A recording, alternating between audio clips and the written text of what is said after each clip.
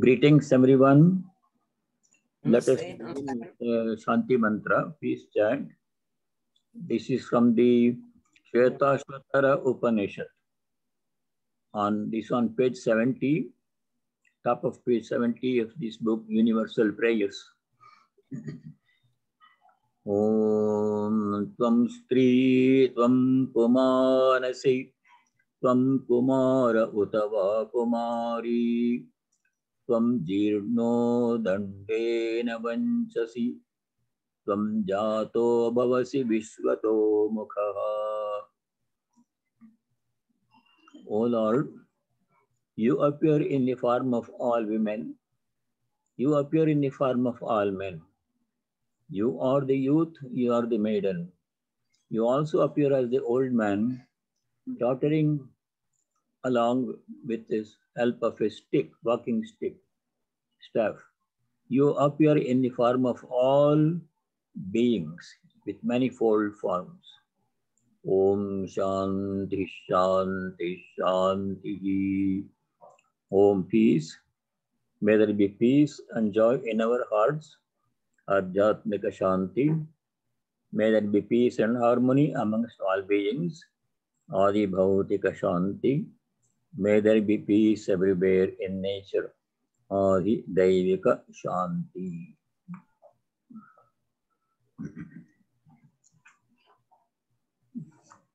Adhyatmika Shanti means there should be peace within our hearts. If we are not peaceful inside, no matter how well the circumstances are, we don't experience peace. That is the main thing. Inside we should be peaceful, harmonious, not carry any ill will, hatred, not carry any evil thought. First thing, Adhyatmika Shanti. Second thing is harmony amongst all beings. In this present, at the present time, not only in this country, in other places too, there is a lot of ill will. Again, one group of people does not like other groups of people. There is hatred and violence. That should go. It will not bring peace to anybody.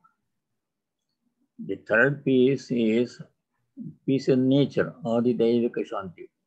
That is also we don't have now. There is so much natural calamities going on. There is floods everywhere in Europe, in China. There is forest fires and temperature rising to 120 degrees in summer, global warming.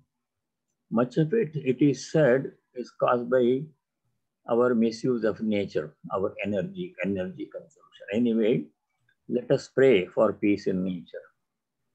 With that peace within us, around us, with other people, animals, plants, and things, and in nature, let us, with a peaceful mind, start our study.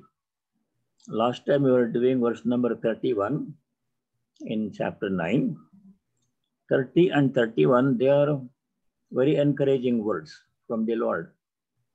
There Bhagavan says, even if a person has been of very bad conduct, this verse number 30, Apiche Sudaracharaha. Sudarachara means a person of very bad conduct.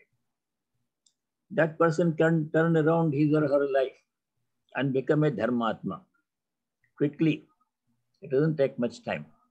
But that person has to change the direction of life. Bhajate Mam Ananya Bhak. Ananya Bhak means without thinking of any other worldly subject, totally being dedicated, devoted to the Lord only. Saha sadhuraiva mantavyaha. Such a person, if he makes such a right resolution and tries to walk in the right direction, such a person should be considered as a sadhu. Sadhuraiva samantavyaha. Because he is set in the right direction. Samyak vivasataha sam. Then what happens to such a person? Shipram bhavati dharmatma. Very quickly such a person becomes a dharmatma. Righteous person. Shipram means quickly. Doesn't take much time. Once you are set in the right track and keep following the right track, then transformation will come very quickly. क्षिप्रम भवति धर्मात्मा shashvat shantim nigacchati. Shashvat shanti means lasting peace, not just temporary peace for some time. Lasting peace such a person will get. Shashvat shantim nigacchati. Kaunteya or Arjuna, Bhagavan is saying. Here Bhagavan is giving a very strong, powerful assurance that is a great source of relief and strength to us. That assurance Bhagavan gives is, Name Bhakta Pranashyati. Me Bhakta, Mama Bhakta, my devotee, Na Pranashyati, will never perish. That does not mean difficulties will not come, suffering will not come, but God will give the strength to us to bear the suffering and tide over them. And the intensity of suffering also will be reduced if we pray intensely. Several times, Holy Mother said that if you do japa, intense prayer, repetition of God's name or mantra, 10 to 15,000 times a day, then you'll tangibly feel the divine grace. You'll see the change in your life. Even if you repeat fewer number of times, there will be effect. But we may not be able to feel the effect. The effect will be there. It will be not strong enough for us to feel. So, Kshipram Bhavati Dharmatma Shashvat Shantim Nigacchati. Such a person becomes a Dharmatma very quickly and enjoys lasting peace. Name Bhakta Pranashyati. My devotee shall never perish. Those are the words of assurance that we have to keep in mind. That gives us strength and hope. When we are in difficulties, we have to remember the Lord's assurance. His devotee shall never perish. If you are devoted to God, we will be on the right track. Though difficulties may come, the Lord will give us the strength to bear the difficulties. Now we go to the verse number 32, which we should do today. Here, no one is excluded. 31, 30, 32, 33 in verses. Bhagavan says, no one is excluded from his grace.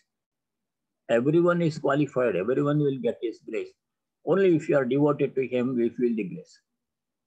No segment of society which is looked down upon traditionally in society. There are certain segments of society where they are like looked down upon by other segments.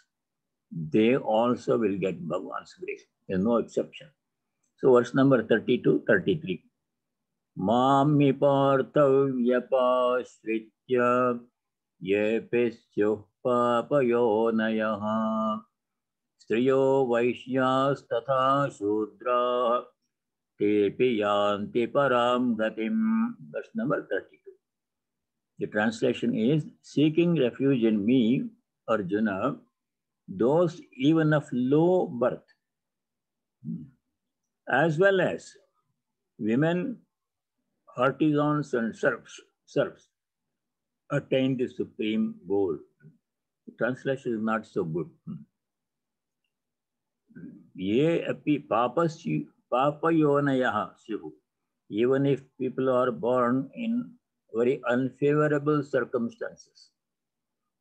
There are people who have no chance to do any spiritual practice because they are struggling to get the basic needs, just to get one meal a day, to have a roof over head, they are struggling. So what can be done? They have to pray to God with sincerity, open their hearts to the Lord and pray for grace. They will also get his grace. Yepisyu papa yonaiha. Those who are taken birth in very unfavorable circumstances. Pravrajaka Divyananda Pranaji told a story once. She said this story a couple of times. In Mumbai, there are slums, very, very deteriorating condition. People live there, they have no other choice. In one family in a slum, there were two boys. One of the boys, he accepted the condition in which he was born, place where he was born. He said, my parents are not educated. There's no chance for me to go to school. There's no school in this slum. They have to work. So this is my fate. So he lived like that. His brother was of a different temperament. He somehow struggled. He said, I have to change this one. I can't accept this. For generations, we have been living like this. No, this cannot be. I want to change. So with determination, he somehow struggled and started going to a nearby school, the second boy. Then he finished his primary school, his middle school, his high school. He did very well in his studies and he got some financial aid. He went to college also. Then he went to graduate school. He got a very nice job. His life completely changed. The same circumstances, one person reacted one way, another person reacted in a different way. So that means much of what happens in our life depends on ourselves. Swami Vivekananda used to say that your destiny is in your hands. You have to struggle hard. Some change will happen. You may not be able to achieve everything, but definitely we'll be able to improve our life. We struggle hard.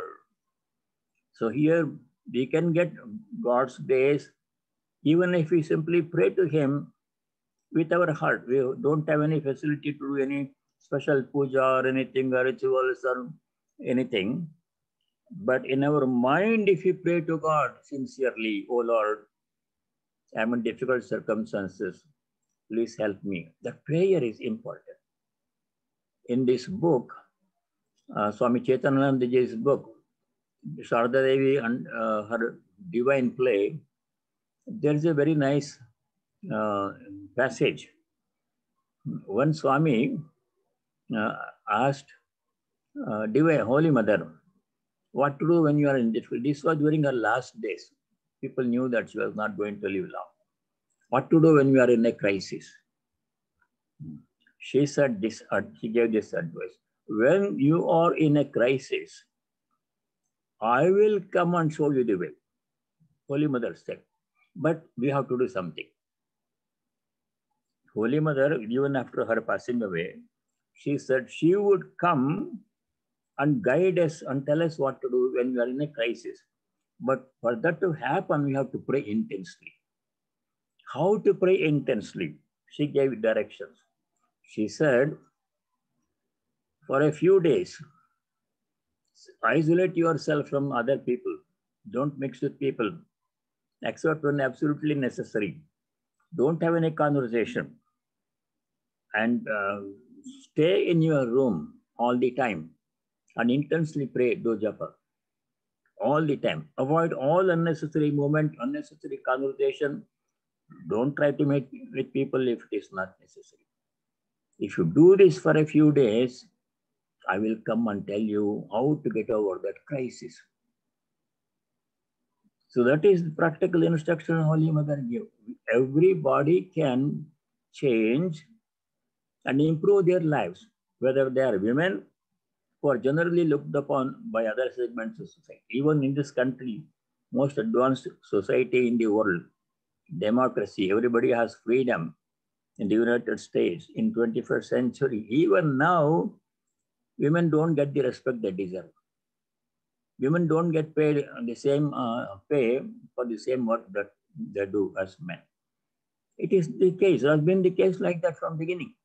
That is why he specifically mentions in verse number 32, Striyaha, women, they also have the same opportunity for spiritual progress.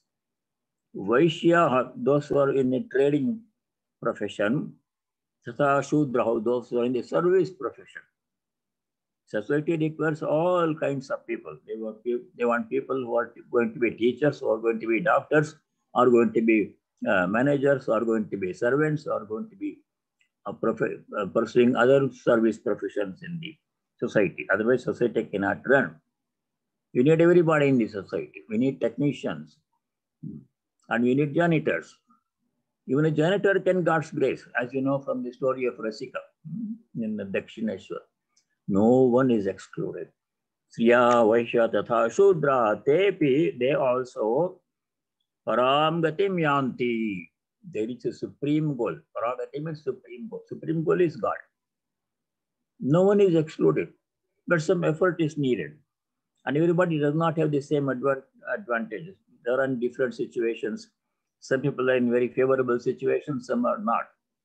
But in whatever situation we find ourselves to be, we have to make a sincere effort to pray and seek the grace of God. We will get.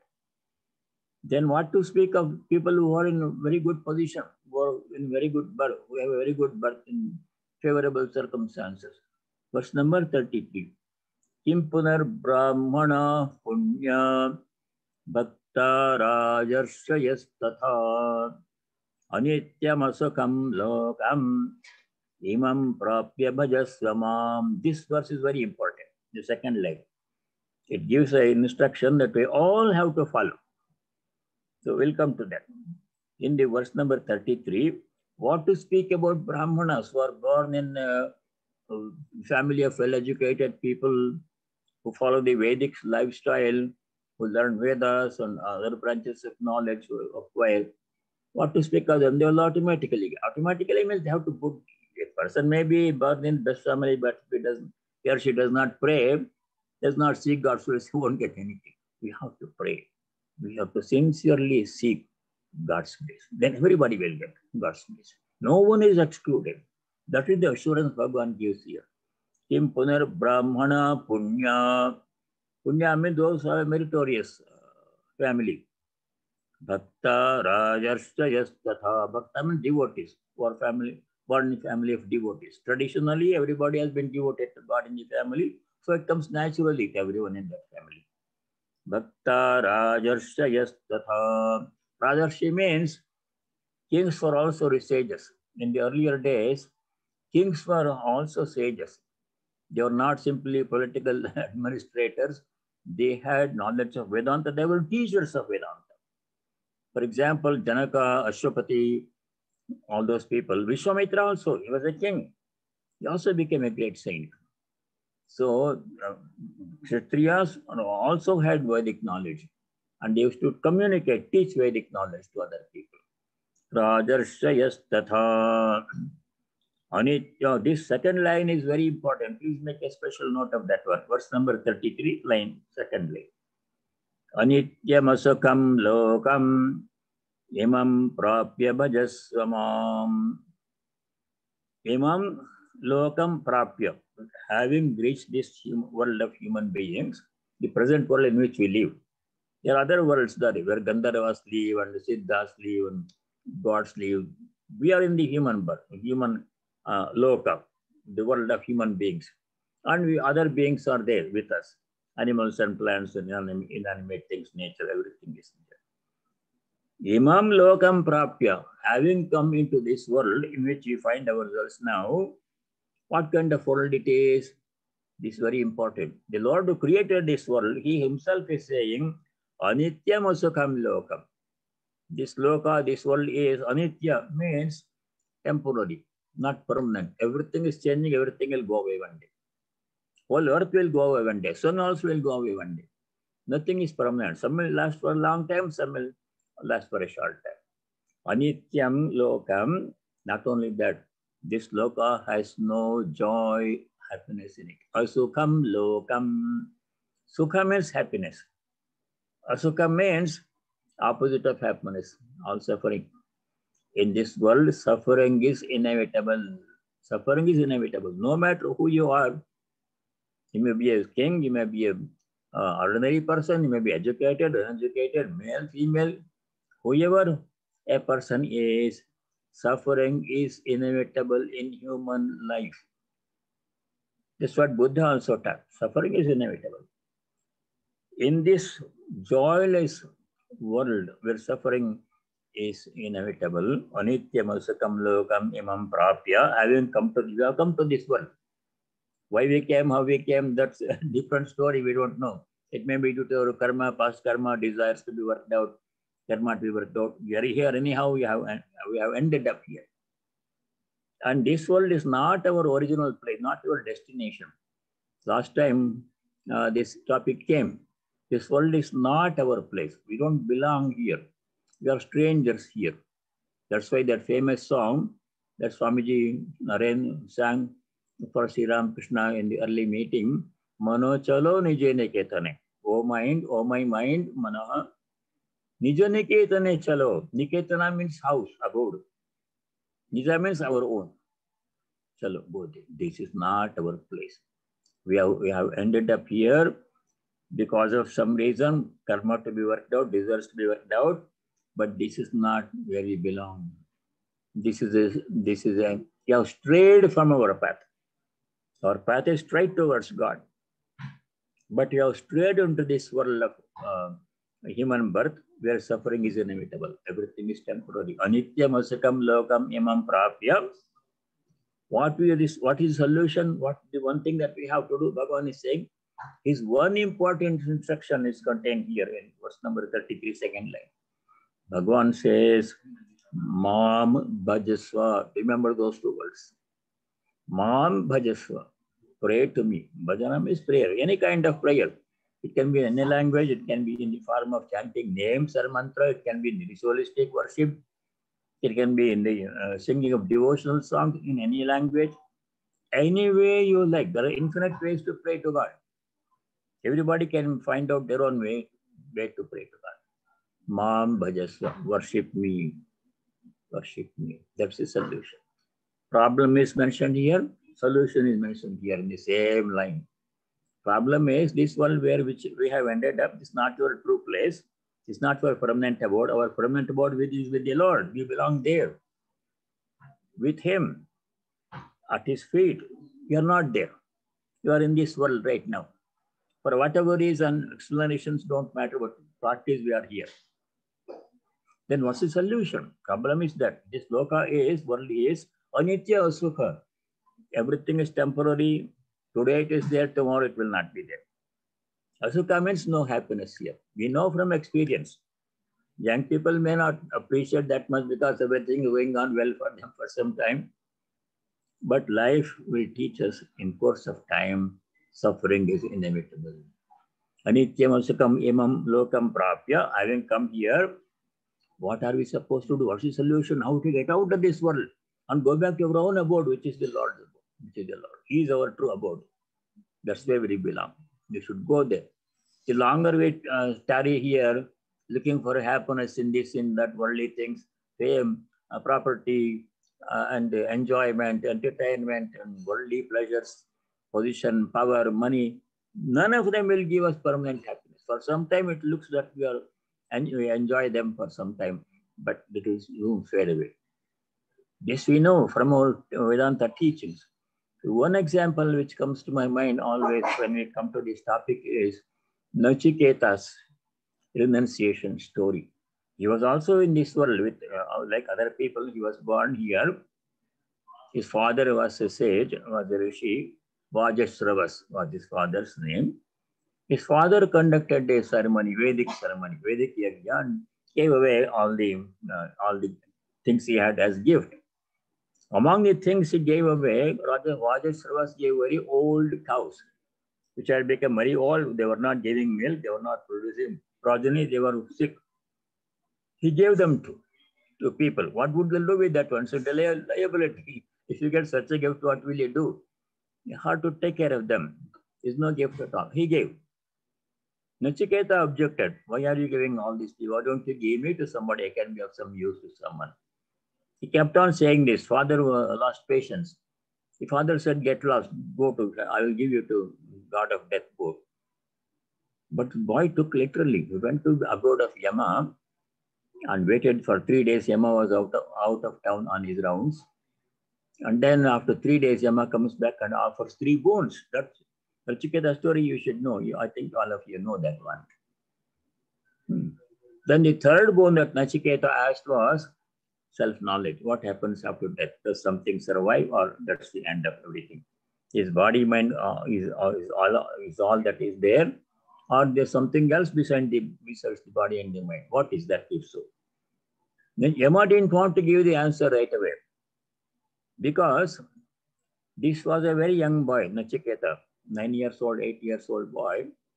Is he asking it, or is he serious about it, or is he just asking to impress me? And secondly, if he was indeed serious, if the answer is given, can he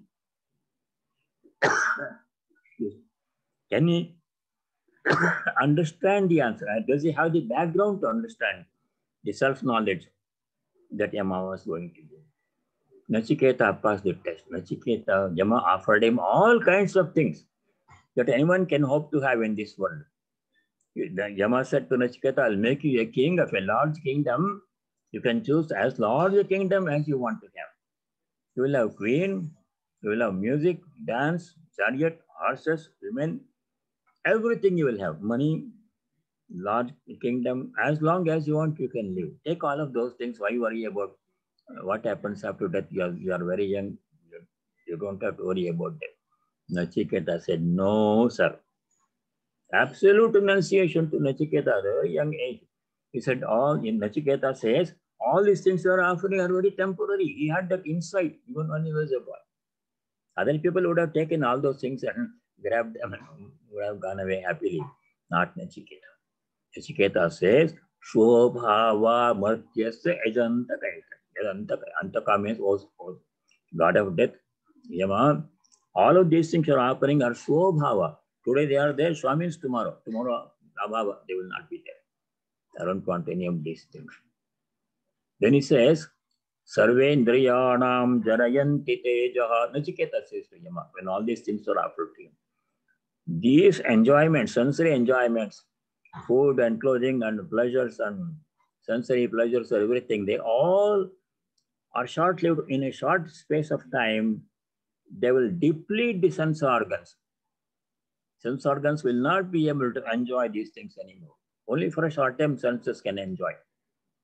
If you overindulge, you will lose the ability to enjoy. Old age will come, as happened to Yayati. Old age will come, and even all the facilities are there. Food is there, clothing is there, car is there, house is there. A person in old age, when he becomes sick, will not be able to enjoy anything. What good are these things?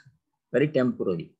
Then Nachiketa says something really astonishing for a little boy to have the courage and the conviction of renunciation to say to Yama, Tavai Vyavahas, Tavandritya Gite, O Yama, Lord of Death, keep all these things for yourself, chariots and horses and dance and music. You keep yourself. I don't want any of these things.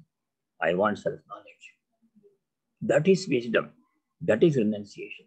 In order for us to cultivate that kind of courage, that kind of renunciation, detachment from all these things, Sri Krishna Bhagavan is saying here, this world is anitya asukha. Everything in this world is temporary. Today it is there, tomorrow it will not be there. Even if it is there, we won't be able to enjoy. Asukham, there is no happiness in this world. What people think of as happiness, there is no happiness at all. It's a misunderstanding. True happiness comes only by knowing God. Swami Vivekananda said, true happiness was in the spirit, not in matter. The body mind is all matter. Sense objects are matter. Maybe another person, that's also same. They will not last long. The pleasures they give are very temporary, short-lived, and then fade away quickly. So we should, like Nachiketa, we should think deeply before seeking worldly pleasures, thinking that they are the greatest. Anityam asatam lokam. This world is, and the Lord Himself who created this world, He Himself is saying, in this world there is no sukha, it is anitya, it is temporary. Then we are trying to find happiness in this world, which Lord Himself says there is no happiness in this world. So we have to think deeply on this line. Anityam asatam lokam, second line of verse 33. Imam prapya bhajasvamam. What's the solution? One solution Lord gives.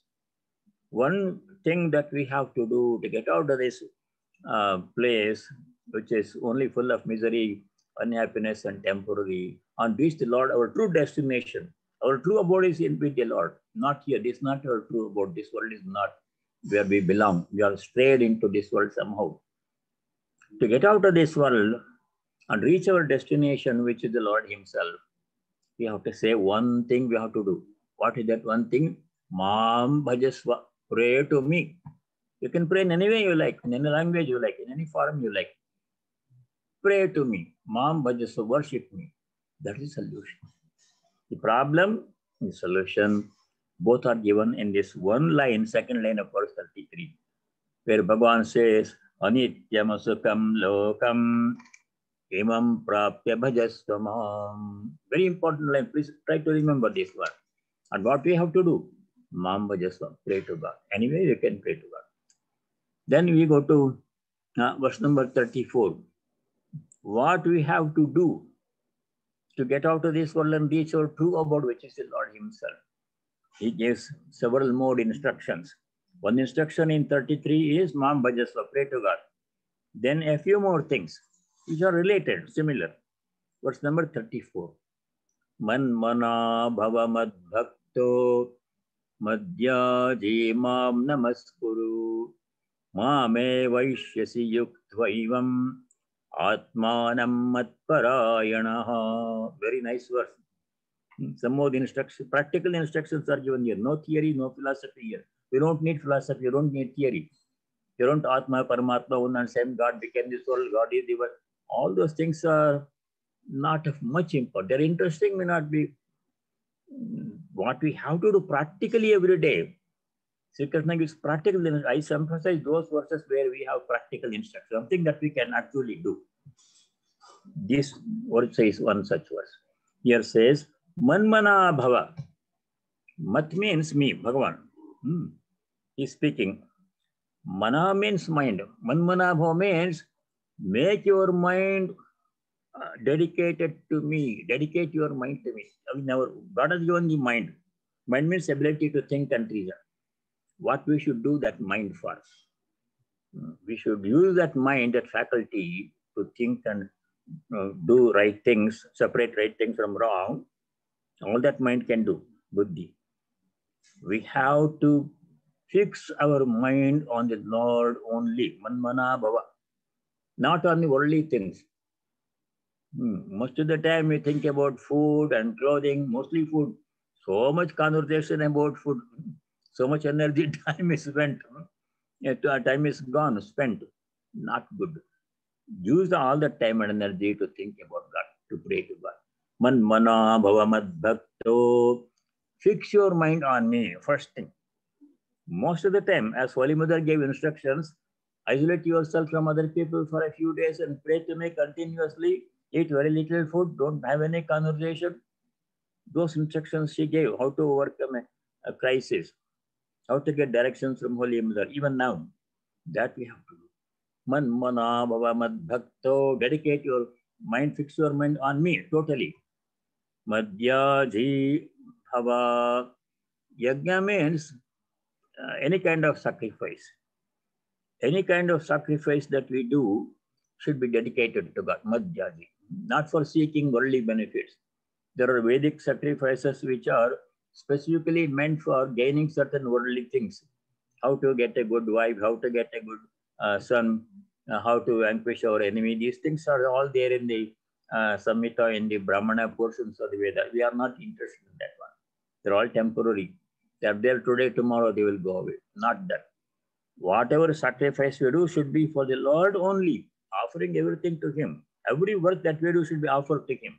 That we know from previous verses. But Bhagavan says, at least in two places so far we know. Chapter 3, verse 30. There Bhagavan said, whatever you do, offer it to me. Mai sarvani karmani sanyasya. 3:30. That you said, offering all your work to me. That is yajna. Yajna does not mean only setting up a fire and chanting mantras and putting ghee. That's one kind of yajna. But every work that we do is sacrifice. Because sacrifice means offering. We offer everything that we do as our humble offering to the Lord. Then every work becomes yajna. Why do we offer? Not to fulfill His. What does He need from us? He is the Lord of the whole universe. You can't offer anything to Him to fulfill His need. Offering means practicing detachment and expressing love. Two things. When you offer something to somebody, you are doing two things. You have to consciously do that one. One is you are practicing detachment. This is not mine. I thought this was mine. This is not mine. Not mine. Namama. That is the essence of offering, any offering. Even if somebody comes to your house, you offer a meal or a tea or something, some gift you gave. This offering means not to fulfill that person's need necessarily, but for us to become detached. Second reason why we should offer, meaning of offering is expression of love and devotion. Why do we give a cup of tea? That person can have any number of cups of tea in his own place. But that he has chosen to come to your place is itself a great favor. Lord himself has come in the form of this person. All guests that walk into our home, your place, is Lord himself coming in that form. Atiti Devo Bhava. Taittiriya Upanishad says, remember those 4 instructions. Taittiriya Upanishad. The teacher says to the students with this Gurukulam, Matru Devo Bhava, worship your mother as God. Pitru Devo Bhava, worship your father as God. Acharya Devo Bhava, worship your Guru as God. Atithi Devo Bhava, worship your guest as God. The Lord himself comes to your life in all these forms, father, mother, children, siblings, spouse, co-workers, everybody that comes into our life in many different capacities. Lord himself comes in the form of those people. That we should cultivate, that view we should cultivate. So here he says, Madhya Jai Bhava, whatever work we do, offer it to the Lord. Everything is yajna. Mom, third instruction, Mam Namaskuru, we have to bow down to the Lord. We have to bow down to the Lord. Very people, I remember seeing on some news item, some time ago, this lady politician was there in Chennai, forget his name. She was the chief minister of Tamil Nadu, something like that. She, whenever she went, actually saw on news, all the people prostrate before her like this. That is worship of power. This lady is powerful. If I am obedient to her, extra devotion, she will do something good for me. That's not namaskara. This is not namaskara. Not in the right spirit. Namam namaskuru here means with full of love and devotion to God. Love is the main important. The most lovable person is the Lord himself. Everybody is lovable because in everybody he resides in a general way. But especially we bow down to the Lord because of love. Not because of seeking anything, because of love. He is the dearest person in our life with the Lord himself. Mam Namaskuru. Then one more thing. The last part of this verse 34, Matparayana Bhava. Matparayana. Matparayana means uniting our whole life with the Lord. Dedicating our whole life to every action that we do, every thought that we think, everything that we say, all is dedicated to the Lord. And he is our all in all. Matparayana means God is all in all. Nothing more important than God in our lives. If you ask an ordinary person, what is most important in your life to you? That person may say, my family is important, my children are important, my job is important, my property is important. They may say all these things. But if you ask a devotee, what is one thing that you want to have, most important thing in your life, a devotee will say the Lord is the most important person. Such a person is called Matparayanaha, dedicated, totally dedicated to God himself, not to other things in this world. Then what will happen if you do these things? Manmana Bhava, dedicate your mind, fix your mind on me. Madbhakta Bhava, be devoted to me. Madhyajim Bhava, do all work as sacrifice to me. Mam Namaskuru, bow down to me. Matparayana Bhava, be all your life dedicated to me. God is the most important. If you do all these 5 things, what will happen? That's mentioned in the second line. Mameva eshyasi evam atmanam yuktva. Being wholly intent on me, thus uniting yourself, you will surely come to me. Mameva eshyasi means you will come to me. Addressing Arjuna. If you remain devoted to God, bow down to him, fix your mind on God, do everything as sacrifice offering to him. If you bow down to him, Namaskuru, then what happens? We will reach God. Mameva eshyasi. Lord is said, will reach me alone. Atmanam yuktva. You will united, become united yourself with the self, with the Lord, you will reach me. Mameva Eshyasi. These are all very practical instructions. The reason why I'm emphasizing spending so much time on these verses is here in these verses, Bhagavan Sri Krishna tells us actually what we have to do in practice. No theory, no philosophy, no various models and points of view on the philosophy. Those things are not primarily important. To some extent, only they are interesting. But what really matters in our life is what we actually do. Not all the philosophy, they are interesting to some extent. We have to know something. But what really brings results, what changes our life, takes us to God, are all these 5-6 things that Sri Krishna gives in these two verses. In verse number 33, Mam Bhajasva, pray to me, worship me. Then verse number 34, Manmana Bhava, dedicate, fix your mind on me. Mad Bhakta Bhava, be devoted to me. You should be devoted to God, not to other things. Madhyaji Bhava, do offer all your things, all your activity as offering to me, Yajna. Mam Namaskuru, bow down to me, the Lord is saying. Mutparayano Bhava, we should be totally dedicated to God, making God the most important thing in our life. Other things will come later.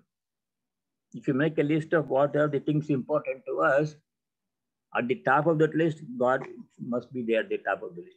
Gradually, other things will be spread down one by one, they will disappear. God. If you do all these things, then what happens? The result is, Mameva Eshyasi, you will reach me alone. If we want to reach God, then these things we have to.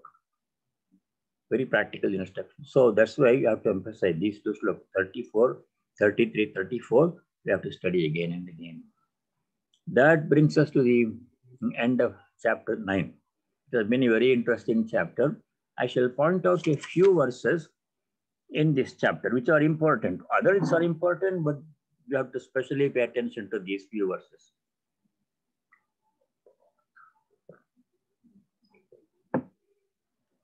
First, verse number 14.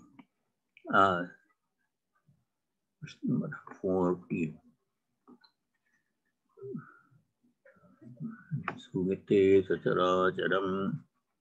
Okay, verse number 14. When devotees meet with each other, what they have to do? When ordinary people meet, they talk about worldly conversation, worldly things. They talk about car prices and stock market and money, property, house, dress, food. These ordinary topics of conversation. Most of the people talk about it. All totally useless and counterproductive and waste of time, precious time. Time is limited in our life. You are not going to be here for a long time. Whatever time is limited, that is left in our life, every moment you have to do to think about God. Only topic of conversation should be God. That's mentioned in verse number 14. Satatam kirtayanto mam. All the time chanting God's glories. Kirtanam. Kirtayanto mam. Etam tascha dradavrata. Striving hard to reach God. Dradavrata, with firm determination. Not very mild determination. Today, if possible, we will do. If not today, tomorrow I will do. Not like that. I must do prayer today without wasting a single moment. In the Narada Bhakti Sutra, devotional aphorisms from Narada, Narada says, Kshanardhamapi vyartham nanayat. Kshanardha means half a moment. Vyartham means spending in futile activity. We should, because every moment is precious. We don't know how many moments are left in our life. Every moment we have is a precious gift. This moment is precious. We have to think about God. Every moment. Dradavrataha namasyantasya mam bhaktya, with devotion, doing namaskar. Prostration to the Lord with devotion. Bhaktya mam namasyantaha nitya yukta upasate. They worship the Lord ever with a steadfast devotion. So, when we meet with another person, the only type of conversation should be God, some aspect of God, devotion, some scripture that you read, some book that you read, or some hymn that you know, chant. Not waste the moment in futile worldly activities and conversations. 14, then 2021. I'm pointing out those verses which have practical instruction that we actually can do and have to do. 2021 together. Here, in these two verses, the Lord described the very temporary nature of heaven. Many people want to go to heaven. They do special pujas and yajnas to go to heaven, seeking heavenly happiness. But Lord says heaven is just as temporary as this world. As we can stay in heaven only as long as we have punya left in our account.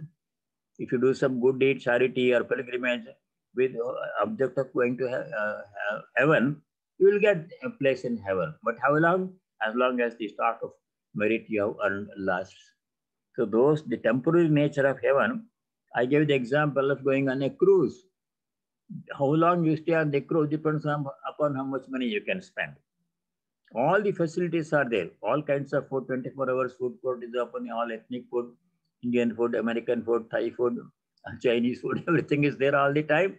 All kind of entertainment, music and dance and magic show and drama and all kinds of entertainment, swimming pool and tennis court and everything is there. You can imagine. Only as long as the money you pay lasts. Once money is over, you're brought back to the port and say, please get off, and next people are waiting to enter. Heaven is not worth striving for. So that is 2021. Then you go to 22-26. 22 is very important to us. Here, the Lord gives assurance that should make us free from anxiety and worry. Anytime we have anxiety and worry about anything, what will happen, then we have to remember these words of the Lord. The Lord says, last 3-4 words in verse number 22, Yoga Kshemam Mahamyaham. The Lord is saying, His promise will never go waste. His words always will come true. What is the Lord saying there? If somebody is dedicated to me steadfastly, Ananya Chintayantama, those who incessantly think about me, Ye Janaha, those people who Paripasate, worship me in every way. All action is worship. Tesham Nityavayuktanam, of those people who are ever dedicated to me, what the Lord will do? Yoga Kshemam Mahamyaham. He will do two things for us. One is yoga, one is kshema. What is yoga? Apraptasya prapanam yoga. Anything that we don't have, that we need, He will provide. And anything that we have, he will protect. Kshema means protecting, yoga means providing. Two different things. Yoga Kshemam Mahamyaham. And I told the story of Swami Vivekananda. We are studying this verse. Swamiji was traveling without carrying any money. Even Swami Ranganathanandaji, who traveled all over the world several times, never carried money in his pockets. Somehow things will work out. He didn't have, if you had money to make phone call from the airport to somebody to come and pick him up, he didn't have money. Without money, all the great sages, Swami Akhandanandaji, Swami Sarvagatanji's disciple, was in Boston, Sarvagatanji, many of you may have seen him. His guru, Akhandananda, Sri Ramakrishna's disciple, he traveled by foot from Mumbai to Haridwar, Kankhal, as his teacher told him. Swami Sarvagatananda traveled from Mumbai to Kankhal because his teacher Swami Akhandananda told me to. This Swami Sarvagatanji was in Boston. He went as a young man. He went to Swami Akhandananda in Mumbai. He was interested in national movement and getting freedom for India from the British. That was that interest.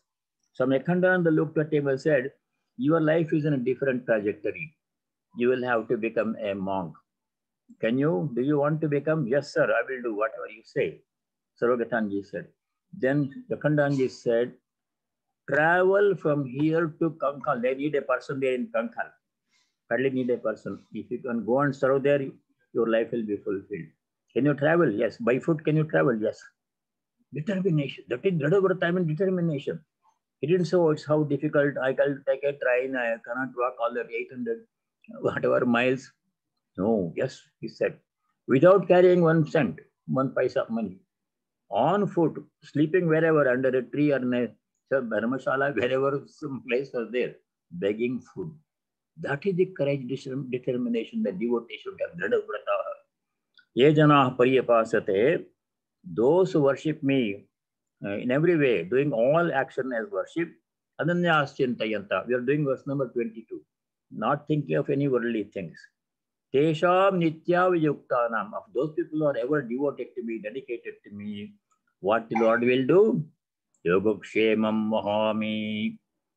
I will provide what is necessary to my devotees. That's how Swami Vivekananda, traveling by train without carrying any money, and in the compartment, another rich man was there carrying a lot of food, lunch and everything. The rich man didn't offer food to the sannyasi. He told sannyasi, why you are becoming sannyasi, you get a job and make your own money and eat. Swamiji didn't say anything. That man ate his sumptuous lunch. They both got down at some point, at some railway station. And as soon as Swamiji sat down under a tree, having nothing to do or no money, no food, one stranger comes there with a full lunch, sumptuous, nicely cooked lunch, offers it to Swamiji. Swamiji said, no, this is not, you're mistaken. I don't know anybody in this town. It may be for somebody else, or maybe you are mistaken. But man said, no, sir, it's for you. Somebody said, how do you know it is for me? You don't know me, I don't know you. The man said, I'm a devotee of Rama. And I was taking a nap in the afternoon after lunch today. Somebody came and woke me up, as if. Then I thought it was a dream and I went back to sleep. Again, the same person came and woke me up. Rama came and woke me up. Really. Then he told me, gave the instructions. A sannyasi is waiting without food under a tree in that train station. Take food to the sannyasi. And you are the sannyasi. Please take this food. He will provide. The same thing happened to other disciples of Sri Ramakrishna. Swami Brahmananda, Premananda, all those people experienced this. Grace of God is always assured. Yogakshemam mahamyaham. The Lord is promising here, if we are devoted to God, the Lord will provide what we need. 3 things will provide. Sri Ramakrishna said, 3 things God will provide if you are devoted to God. One thing is you have a place to stay, roof over your head. You will have, may not be a big bungalow or a mansion, you will have a roof over your head. You will have food to eat. May not be very high quality, 5-star, 5-course meal. You will have some food to eat. The third thing you will have is some clothes to wear on your body. These 3 things will come to you if you are devoted to God all the time. Yogakshemam mahamyam. That is very important. In this chapter 9 is full of assurances from the Lord. Many times he has assured his grace, but only thing he expects from us is to remember him constantly. What else can we do for him? What else does he need anyhow from us? Our devotion. In our heart, if you have love for God, that's all he's looking for. All he's looking for is love for him in our hearts. Nothing else. Doesn't want our money or offering, everything. What does he need? Then that is verse number 22. Then 26. A few verses important for us to remember and practice. This is when you do worship, verse number 26. When you do any kind of worship, you may do so many offerings and so many mantras and everything we can do. But what's the one thing that God wants from us? Not our offerings. What does he care for our almonds and bananas and fruits and raisins? These are for our satisfaction, to express our love that we offer these things, not to meet his need. What he wants from us, only one thing, devotion. That is mentioned in verse number 20. The only thing God wants from us is not anything else that we can give him, our devotion. If you have love for God, that's the only thing that God wants from us. He doesn't want any of our offerings. It says 26, Patram Pushpam Phalam Toyam. Yo me bhaktya prayachati tadaham bhakti parattam ashnami prayatatmanaha. Whether you offer a leaf, patram, in worship, simple worship, balva leaf is enough, or tulsi leaf is enough, pushpam, a flower is enough, phalam, a fruit is enough, toyam, a spoonful of water is enough. Any of these simple offerings if we make in worship, but with devotion, bhaktya upakritam, offered with devotion. What does the Lord do? Aham prayatat ashnami. Of such a person who with devotion offers even a simple offering like a fruit or a flower or a leaf or something, that's enough for me. I want devotion. He looks into our heart, not into what offering we do, mantra we chant. Those are important to some extent. You have to do that too. You should not neglect those things. Properly, we have to do worship, offering nice things. But one thing that we should offer that the Lord really wants from us is our devotion, our love for Him. If we love God, you have got the most important requirement met. Other things as much as possible. Yo me bhaktya prayachati tadaham bhakti pahritam ashnami prayatatmanaha. That is verse number 26. Then we have 27, 28. Oh, 27 is the key shloka. Everything that we do should be offered to Him. Yat karoshi yadashnasi yajjuhoshi dadasi yat tapasyasi kaunteya tat kurusha madarpanam. Whatever you do, yat karoshi, whatever you do, general statement, no action is excluded except immoral, illegal actions. We should not do the same offering to God. That won't work. Only pure actions we have to do. Whatever actions we do, such as first example, God gives you yadashnasi, whatever you eat. That is something that we do every time, several times without fail. Every day, several times we do. That should be offered to Him first. Sri Ramakrishna told Girish Chandra Ghosh was addicted to drinking alcohol and other substances. Sri Ramakrishna said, didn't tell him to give up right away. It would not have been possible to Girish Ghosh to give up drinking habit cold turkey. It had to be done gradually. So Sri Ramakrishna says, whenever you drink, offer it to Divine Mother first. That's what Sri Ramakrishna said. He didn't ask him to stop drinking. It would not have worked. Girish Chandra Ghosh started doing that. Then gradually he said, how can he offer this alcoholic drink to the Divine Mother? Gradually the habit left. He became a very sattvic person. So here, yat karoshi yadashnasi, whatever you eat. Yad juhoshi, whatever sacrifice you do. Dadasyat, whatever charity you give. Yat tapasyasi, whatever tapasya, austerity that we do. Tat kurushamadarpanam, do it as an offering to me. Very important. It comes in at least 3 places, maybe more places. It came months before. Remember? 3:30, chapter 3, verse 30. Mai sarvani karmani sanyasya, dedicating all actions to me. It comes here in 9:27. Yat karoshi tat kurushamadarpanam.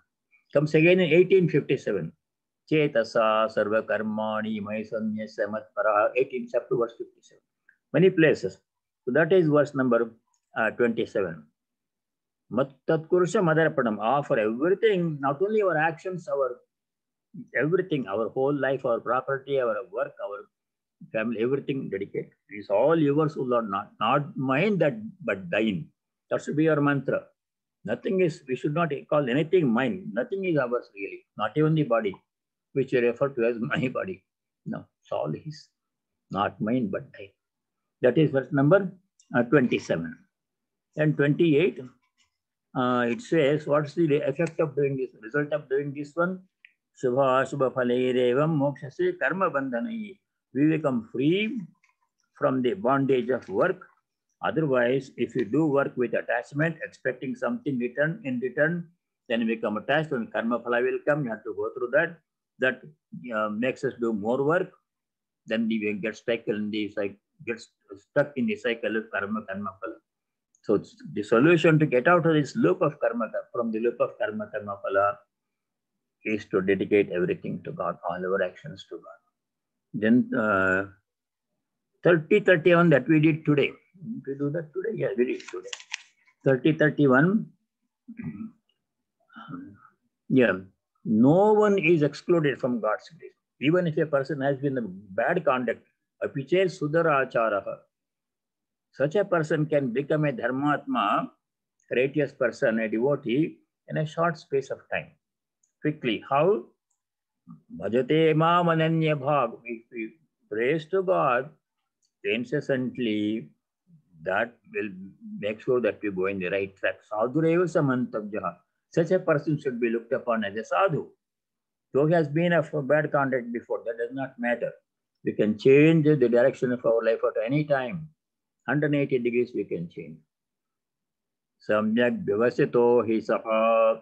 Such a person who is established in the right direction, following the right direction, he or she should be thought of as a sadhu.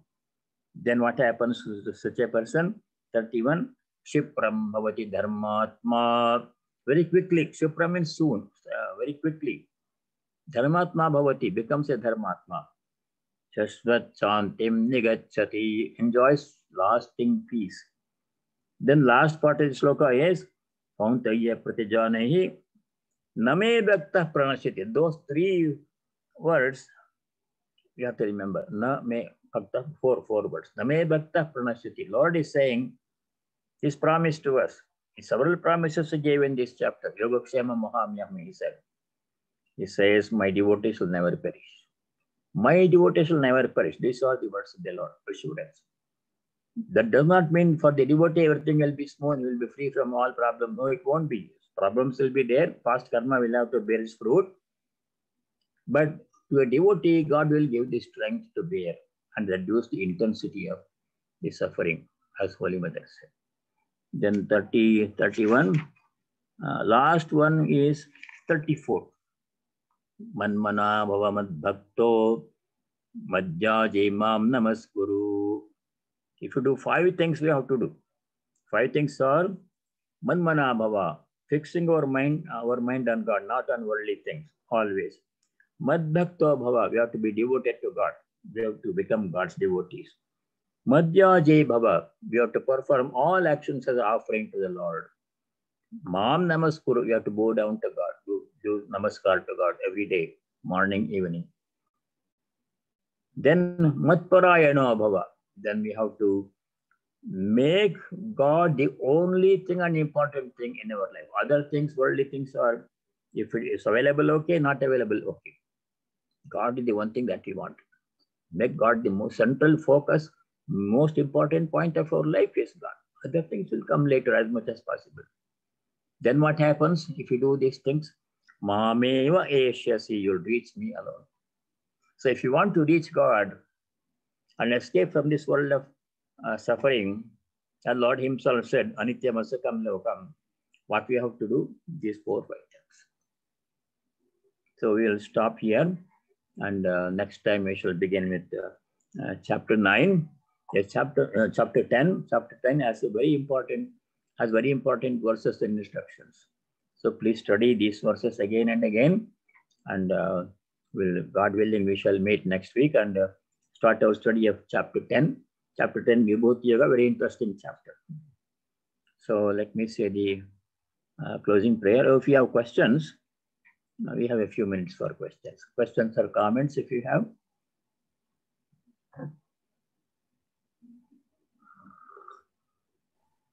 Swamiji, I have one question. The Lord says Anityam Asukham Lokam, and even in even the Buddha says, I think something like Dukkam Dukkam Sarvam Dukkam. Right. But but is everything like Asukham? Like I'm not able to understand from you. I'm just a bit confused on that. Like, why does Buddha say that Sarvam Dukkam? Suffering, Sukha means happiness. Asukha means opposite of that. Suffering is inevitable in human life. But to firmly develop that conviction, it takes time. In the beginning, we are very optimistic about everything. In young age, we don't think about difficulties. everything is working out well, I'm very strong, I can do whatever I want, I'm invincible, I can achieve anything I like, that will be there for some time. But gradually, life will teach us lesson. Some problem will come. No one is exception. He may be a king, strongest person, richest person, he may be a president, he may be anything, anybody. Suffering is inevitable of some kind or other. That is because to be born as a human being, we must have done both and good and bad karmas. That's why we are here. If you had done only bad karmas, we would be born as animals.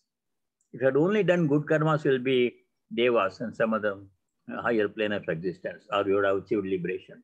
We have done both good and bad, some good, some bad in the past. That's why we are born as human beings. Human life is a mixture of good and bad. There are some pleasure. Sometimes there are happiness also comes. Family brings happiness, success brings happiness, good position, money brings happiness. That is also there. But eventually, everything goes away and only disillusionment and suffering will remain. We studied that in 522. Chapter 5, verse 22, your question is answered. There Bhagavan Sri Krishna says, Yehi samsparshaja bhoga dukkhayo naya evate adyantavantah kaunteya nateshu ramate buddha.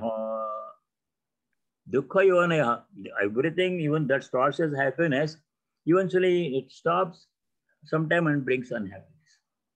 When good things are happening, we are very happy. And someday it will end. Adyantavantaha, everything has a beginning and an end. When it ends, dukkha yonaya, they will only cause disillusionment. We'll miss it so much, we'll be very unhappy. Yesterday I was very happy, I was very healthy, I had a lot of this. Today I'm very sick, I can't do anything. Only unhappiness will come. Therefore, what the wise person should do, 522. Nateshu ramate buddha. The Buddha means a wise person, intelligence, who has wisdom, who can think deeply. Such a person, teshu bhogeshu naramate. In those worldly enjoyments, you will not hanker for them. If they come, it's okay, we don't reject them. If good things happen, we are not going to receive them with gratitude, we enjoy them. But we know that someday it is going to end. It will good things will happen, happiness will remain, as long as your punya remains. That will end. Everything is exhaustible, limited, because all this good and bad that we enjoy in life is earned by our own karma. All karma is limited in duration and time and magnitude. So someday it has to be good also end, bad also has to end. Therefore, this is not the permanent place. This life is not worth striving for. There is no real lasting happiness in it. Some temporary happiness will be there. The only thing that we have to do is to dedicate our lives to God. Think about God, worship Him, go down to Him, take His name, repeat His name, then we'll go to Him. Mame Vayashyasi. Reach Him. Once we reach Him, that's our true abode. That's where we really belong. We don't belong here. We belong there at the Lord's feet. That's the message in this chapter. Thank you, Maharaj. Closing prayer. Om Sarve Bhavantu Sukhinah, Sarve Santu Niramayah, Sarve Bhadrani Pashyantu, Ma Kaschid Dukkha Bhag Bhavet. Om Shanti Shanti Shanti. Om, may all be happy, may all be free from suffering, may no one be subject to misery, may there be no ill will and hatred, may there be harmony amongst all beings. Om peace. May there be peace and joy in our hearts, Adhyatmika Shanti. May there be peace and harmony amongst all beings, Adi Bhavatika Shanti. May there be peace in nature, Adi Devika Shanti. Harihi Om Tat Sat. Sarvam Sri Ramakrishna Arpanamastu. Happy Guru Purnima to all of you. Today is Guru Purnima.